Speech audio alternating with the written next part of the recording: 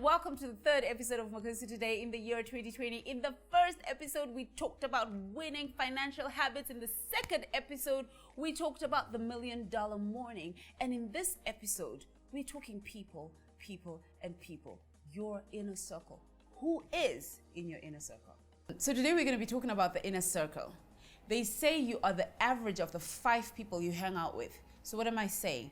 If you hang out with 4 millionaires, you're bound to be the 5th billionaire. So who is in your inner circle? Because in 2020, in this particular decade, boys and girls, you are gonna need a team to get ahead. I mean, there's a certain distance you can get to when you're alone, but there's a particular distance, which is a further distance, you only get to when you have the right team on your team, when you have the right people on your team.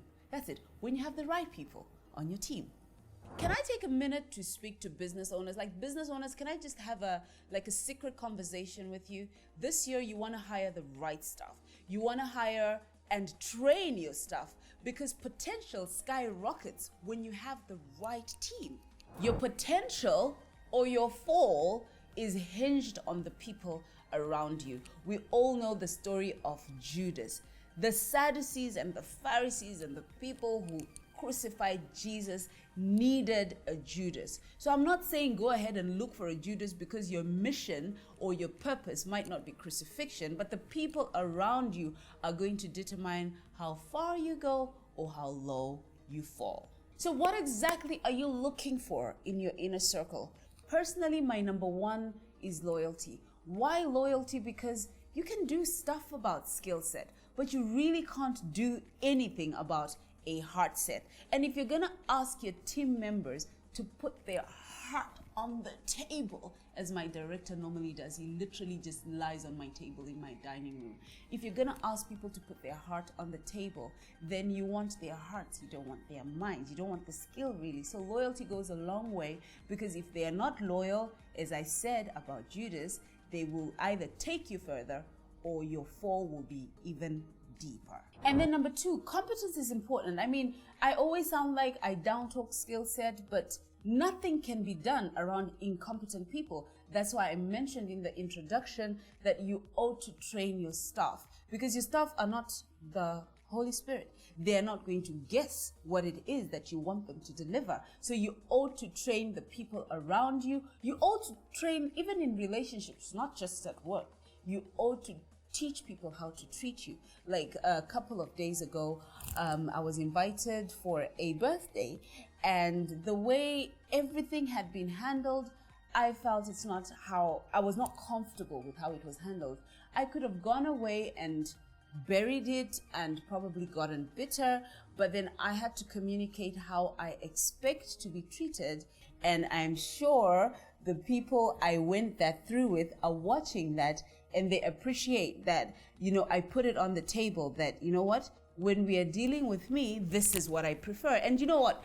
If people don't want to do people don't want to love you the way you want to be loved, then they don't really have to be in your life. There's 7 billion people, in the world. So number 3, I am not a good networker at all. But in your inner circle, you are going to need a fantastic networker. It's not only what people can do, but it's also who people know. What am I saying? Who is following those following you? If that makes any sense. So number 4, you have to have character-driven people. We all know that bad company corrupts good nature. The character of the people around you will determine whether your ship is going to sail or it's going to sink. No matter how talented they are, no matter how loyal they are, if they have bad character and they are not character-driven, then you are probably going to have problems, because when they fall, you fall. However, on the slim side, when they rise, you rise. So number 5, in your inner circle, you need a very resourceful person, because we always know that there's the giver, but there has to be someone who's bringing something to the table. I mean, everybody is bringing something to the table, but there's always that person, that they are always filling the tank. And then finally, who are you in the inner circle. It's very easy to want to collect certain characters and certain people in your inner circle, that like the loyal one, the resourceful one, the networking one, the drama queen, and so forth. But who are you in the inner circle? Because you also have to bring something to the table. When we say, when you hang out with 4 millionaires, you become the 5th, it doesn't mean you come into that circle with nothing. You have to be able to lead yourself before you lead anybody else. And besides, when you figure out what you bring to the table, you'll attract people who bring the other things that complement what you are not bringing to the table. Until next time, take care of yourself and take care of each other. And before I go, can I just say thank you to everybody who subscribes, who likes, and who shares these videos. And this year, we're going to be giving away stuff. We're going to be giving away workshops. We're going to be giving away masterclasses. So you want to be subscribed, really, and you want to turn on your notifications so that you don't miss out on anything Makosi today.